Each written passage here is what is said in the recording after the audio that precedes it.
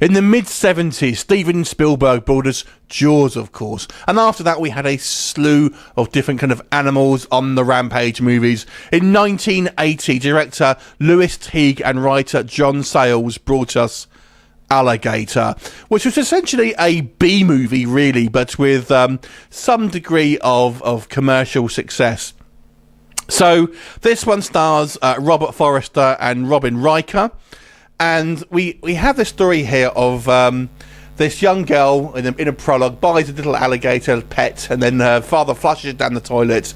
However, this alligator, we learn, has been feasting on the remains of test animals from a kind of a local pharmaceutical company that have been doing hormone testing on animals to create them massive sizes. And of course, this means the alligator has become huge itself, far bigger than any natural alligator, and is living in the sewers, chowing down on anyone who dares enter.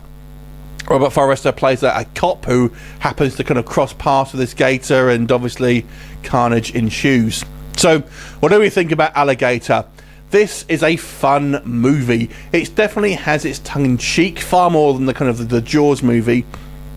So don't be expecting quite the dramatic, movie that you would have seen in the Jaws films. But nonetheless, it's still a fun, very fun movie. And I've got to say, I really appreciate the special effects. Now, this movie gets some crap for having cheesy special effects. But I got to be honest, I kind of like them. They actually use kind of miniature sets with a kind of a large alligator to kind of get fool you into thinking it's this huge thing. But I think it looks pretty good. And there's some decent kind of practical effects in regards to some of the close-ups as well, with this thing chowing down on guests, and there's a fairly high body count here. I actually really enjoyed the actual special effects here. I also really liked Robert Forster, who is this kind of like everyman cop and a real kind of like down-to-earth kind of character who you really do root for, and he's a pretty likable guy, I've got to say. In fact, it's just probably one of my favourite Robert Forster roles in actual fact. And the movie moves at a fair old pace. You're never kind of left hanging around too long. Of course, no one believes him, first of all, as it's kind of like this period of time, always the same kind of thing. So it does kind of follow the Jaws kind of plot somewhat in a similar manner. Even the music, I've got to say as well, is a little bit maybe too reminiscent of John Williams' score.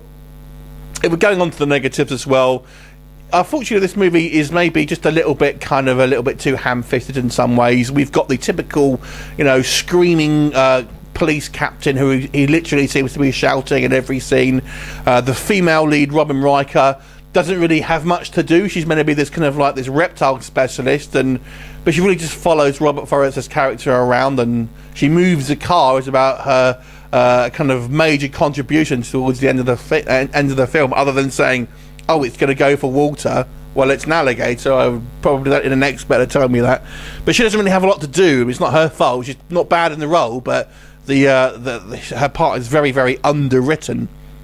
And yes, this is definitely a cheesy film. And you've got the big game hunter, of course, which his character seems rather peripheral. But those kind of are all relatively minor complaints. Yes, it's of its time. Yes, it looks dated by now, but if you are a creature feature fan, then you should definitely check this one out, because it's a absolute load of fun. There's quite a lot of death and destruction here. The most famous scene, of course, with the alligators kind of coming through the sidewalk towards the end of the movie. But it's not particularly gory, I would say. It's more just kind of blood and kind of a few prosthetic limbs here and there. But it's a lot of fun. I actually really enjoyed watching this movie again to review it. It's a great movie. It was followed on by a sequel, Alligator 2: The Mutation, which I have no memory of, although I have watched it. So maybe one day I'll do a review of that one as well. Overall, I gotta say, if you're a B-movie creature fan, you should definitely watch this film if you haven't already seen it. I'll give it a good 7 out of 10. Have you seen it? What did you think of it? Leave me comments, and I shall look forward to seeing you next time. Bye for now.